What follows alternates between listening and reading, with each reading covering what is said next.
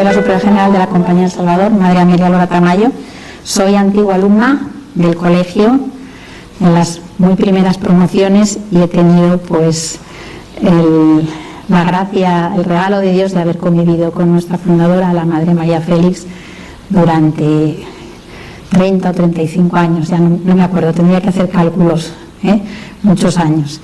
Y eso pues ha sido una gracia muy grande de Dios, de la cual no he sido muy consciente durante la vida, sino mucho más cuando ella ya se nos ha ido, como pasan con los santos, ¿no? María, la segunda de los hijos de don Ramón Félix Suguiré y doña Florentina Torres Fumás, nació el 25 de agosto de 1907 en Albelda, Huesca.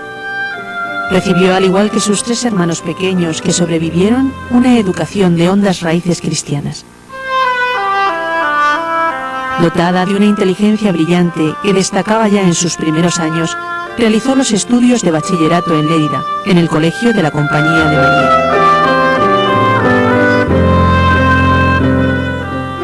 Y ella no había oído hablar de San Ignacio ni de la Compañía de Jesús, pero sí que, aficionada a los libros, pues empezó a leer libros y bueno, se dio cuenta que los libros que los autores firmaban SJ eran los que más le gustaban. Entonces, de manera natural y espontánea, que son los caminos de Dios, pues empezó a preferir los SJs, los libros SJs, que otros libros, ¿no?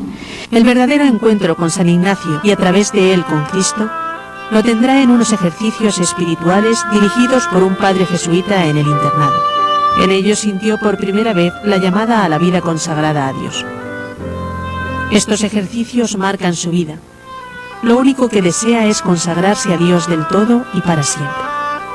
Al terminar el primer curso se trasladó a la Universidad de Zaragoza, donde en 1929 obtuvo la licenciatura en Ciencias Químicas.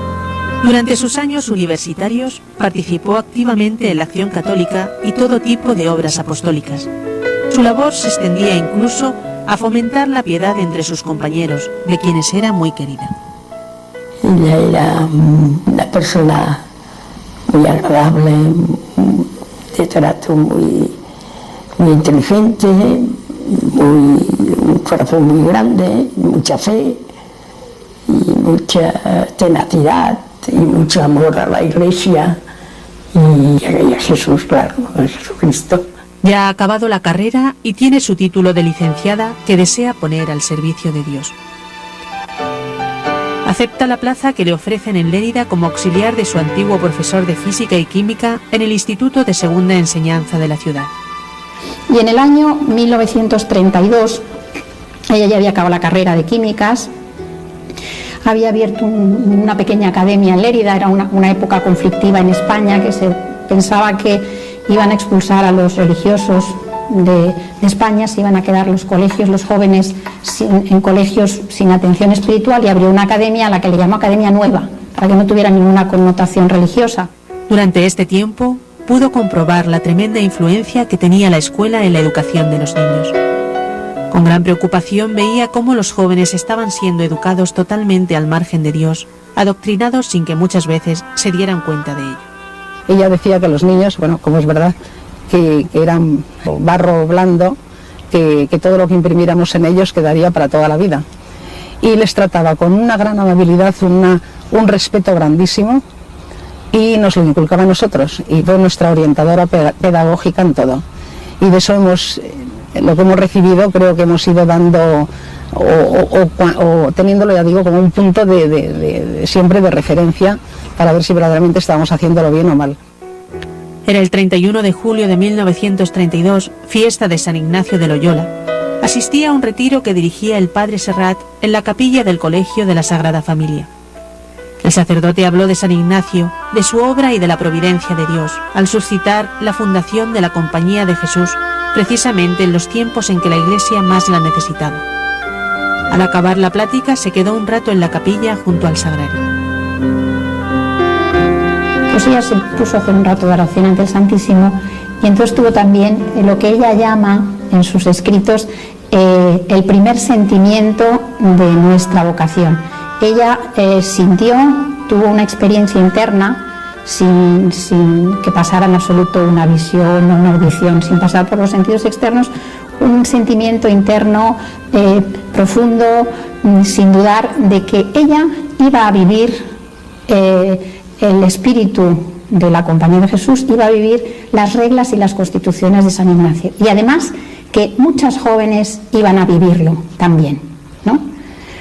Ella pone que cuando salió de aquella iglesia, que era la capilla de un colegio, el Colegio de la Sagrada Familia, pues que no, lo que le maravillaba era no maravillarse de ese sentimiento y de esa seguridad, porque no sabía nada de que hubiese ninguna congregación así ni nada de eso, ¿no? Y pues el Señor la seguía conduciendo por los directores espirituales. Ella quería entregarse a Dios, servir a la Iglesia, según el espíritu de San Ignacio de Loyola. María y Carmen Aige, su primera compañera, hacen un voto privado de gastar su vida en provecho de las almas y servicio de la Iglesia. Se sintieron movidas a hacer una ofrenda, una entrega a Dios nuestro Señor de sus vidas, un poco aérea, porque no sabían todavía nada, eran seglares, piadosas, y consultado a su director espiritual le pareció muy bien y escogieron el día 15 de agosto de 1934. Aquel día, pues en un pisito muy pobre, con una alfombra que le prestaron y en una pobreza, pero con un corazón muy grande y muy caliente, pues el padre celebró la misa allí y hicieron, sin fórmulas y sin palabras externas, hicieron una entrega y una consagración a Dios, queriendo vincularse más a Él, servirle en la Iglesia con el espíritu de San Ignacio de Loyola. Eso era un 15 de agosto del año 1934. Después de haber hecho este voto, pues cayeron en la cuenta de que justamente 4 siglos antes, el 15 de agosto de 1534, San Ignacio había hecho los votos en Montmartre con sus primeros compañeros. Se fueron a la iglesia de la Reina de los Ángeles, llamada Montmartre, y allí todos hicieron voto de dejar todo cuanto tenían. También hicieron voto de emplearse en el aprovechamiento espiritual del prójimo y de ir en peregrinación a Jerusalén. Este voto lo fueron renovando año tras año, y a él se iban añadiendo nuevas compañeras: Victorina Gené, Montserrat Amigó, María Amor Serret. Me invitó a un retiro en las reparadoras de Barcelona, en la calle Caspe, para agregarme al grupo. Me sorprendió un poco pues tanta rapidez, pero mi director se informó por los padres que conocían a María Félix, sobre todo el padre Juan Serrat, y me animó y me incorporé al grupo aquel mismo verano, aquel 15 de agosto del 39, hice la consagración con ellas. Ella nunca pensó fundar una congregación religiosa, buscaba eso y no lo encontraba. Pues ya llegó un momento en que el director espiritual le dijo: bueno, pues yo os pongo en manos del provincial de la compañía. El provincial de la compañía pues les puso en contacto con alguna congregación que parecía que tenía esa espiritualidad y que tenía ese mismo fin. Movidas por esta necesidad de una mejor preparación académica para el apostolado, se trasladaron a Madrid en 1934 y se matricularon en la Universidad Central. He tenido la gran suerte de haber convivido con la madre muchos años. O sea, cuando entré en Madrid, que ya estaba allí, fue probablemente la maestra de novicias junto con la madre Aige. Después trasladaron el noviciado a Mota, cuando yo era novicia todavía, y allí fue la fundación. O sea, y allí tuvimos la gran suerte de estar con ella todas las primeras que estuvimos allá. Y por eso que para mí la madre fue la persona que más he admirado, un punto de referencia para todo lo que después la vida me ha deparado, ¿no? Y sobre todo para la labor apostólica. O sea, ha sido una mujer que, como persona, creo que reunía todas las cosas que puede tener una persona para ser agradable y caer bien a los demás. Y bueno, y como religiosa, pues una mujer muy de Dios, una persona que, las virtudes teologales eran innatas casi en ella, o sea, de una fe inquebrantable, de una esperanza que transmitía y de una caridad, de un amor a Dios terrible y un deseo de que a Jesucristo le conocieran en todos los ámbitos del mundo. Y eso nos lo inculcaba a nosotros, pero con nada de, ni con ñoñerías, ni con angustias, ni con agobios. O sea, yo recuerdo sus pacomias que nunca te quedaban con miedo al compromiso, sino todo lo contrario, te animaban a ofrecer todo lo mejor por Dios. Si vosotras fueseis como San Ignacio, las niñas y las universitarias que os tratan, llenaron el noviciado, no seguro. La guerra civil es un paréntesis obligado en su vida. Durante la contienda, María participó activamente en la ayuda a sacerdotes perseguidos por causa de la fe. Con riesgo de su vida, distribuía la comunión a aquellas personas que lo solicitaban. En medio de aquellos años de profanaciones de iglesias y conventos, se iba forjando en su alma un amor grande a la Eucaristía. Circunstancialmente venía aquí, a la casa de formación, al Rosalar, y celebraba la misa porque ella ya estaba muy mayor y no se podía levantar temprano. Y un detalle que sirva para ilustrar su vida, muy bonito. Ella antes y después de misa, sobre todo después, que la saludaba en algunas ocasiones, era amabilísima, siempre sonriente, me trataba a mí, como supongo a todo el mundo, con un cariño enorme, se preocupaba de si había merendado, si necesitaba algo. Pero en misa la cosa era distinta. Cuando estábamos en misa, yo la veía desde una situación privilegiada, porque desde el altar la podía ver, parecía que se transformaba. Estaba en misa como, por lo menos en lo externo que se puede decir, como si estuviera verdaderamente asistiendo al sacrificio de Cristo en el Calvario.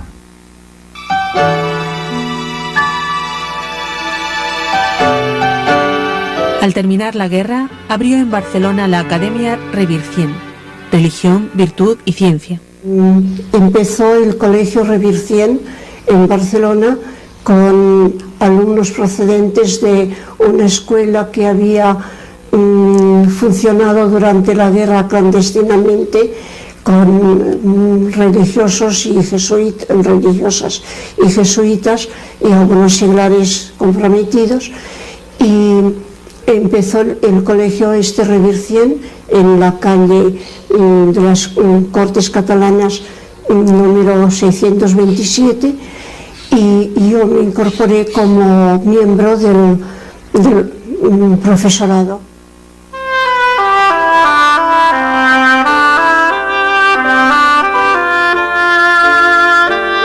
Entonces, con motivo de unos ejercicios de las niñas, reservamos ya el Santísimo en el colegio, y con esta excusa me quedé a dormir allá con María Félix, pues muy precariamente, en colchones de, no recuerdo ahora qué material, pero muy precariamente, y durmiendo sobre las mesas que durante el día eran las mesas de las clases, ¿no?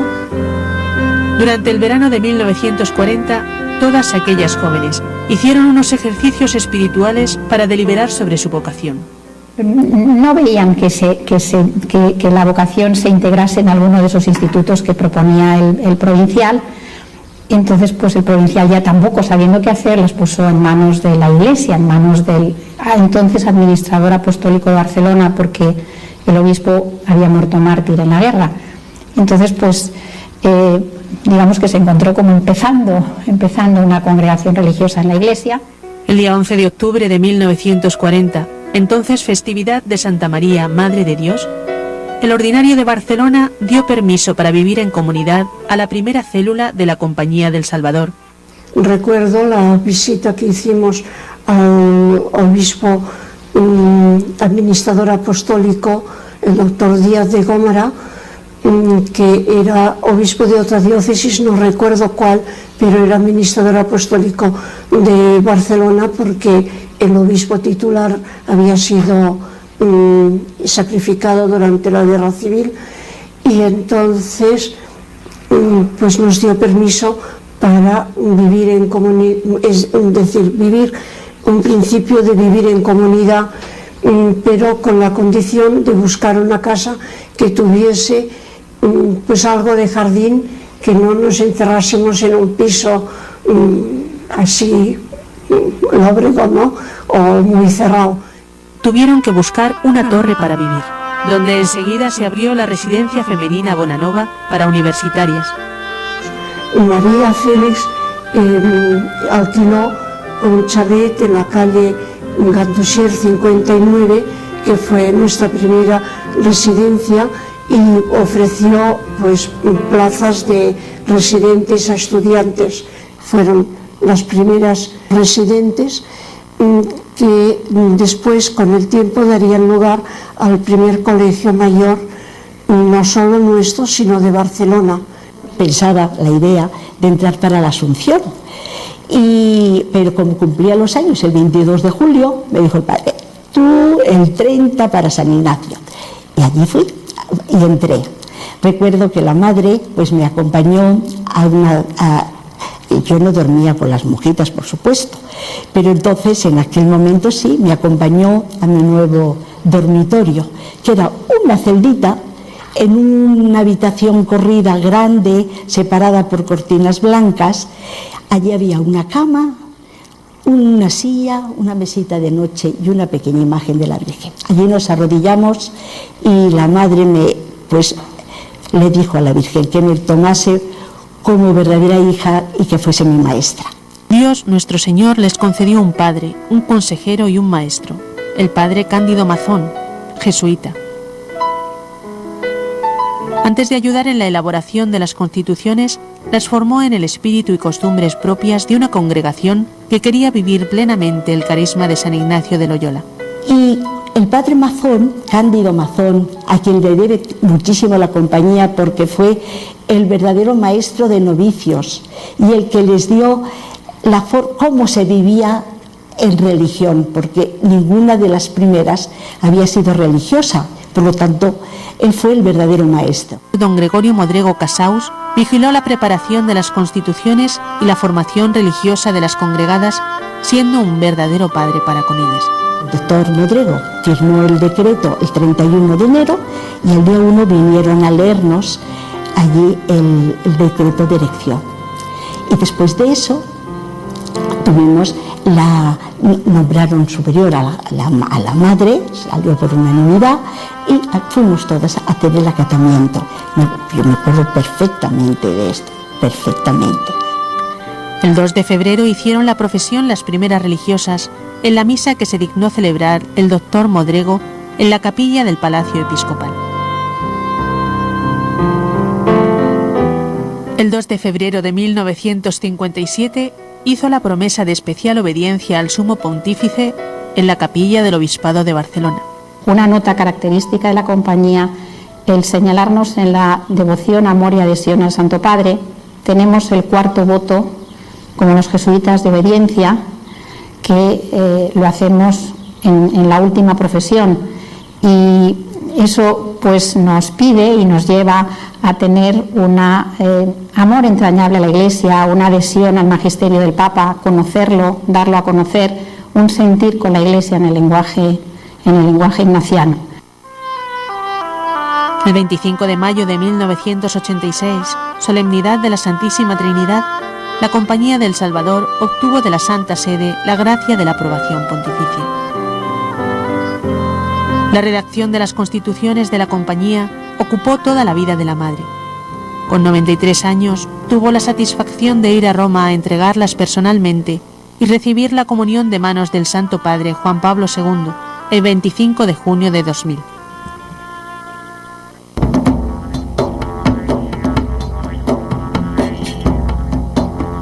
Dios le asignó dentro de su Iglesia la parcela de la educación cristiana de la juventud, sobre todo universitaria.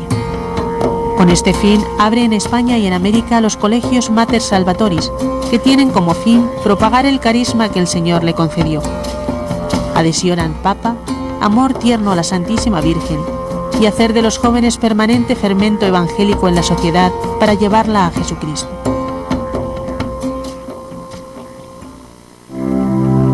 Se separaron para abrir nuevas casas. Así cumplían la vocación universal propia de la Compañía, cuya única meta es la mayor gloria de Dios en cualquier parte del mundo.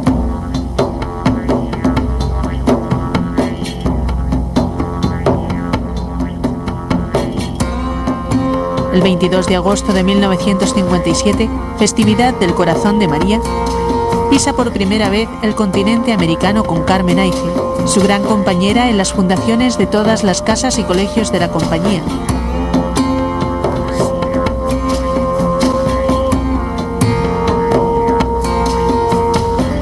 Hasta su muerte en la Casa de Madrid, Curia General, la Madre María Félix es con toda verdad alma y madre de la congregación. Su muerte, como su vida, fue sencilla, casi podríamos decir que se fue de puntillas. La madre no quería molestar.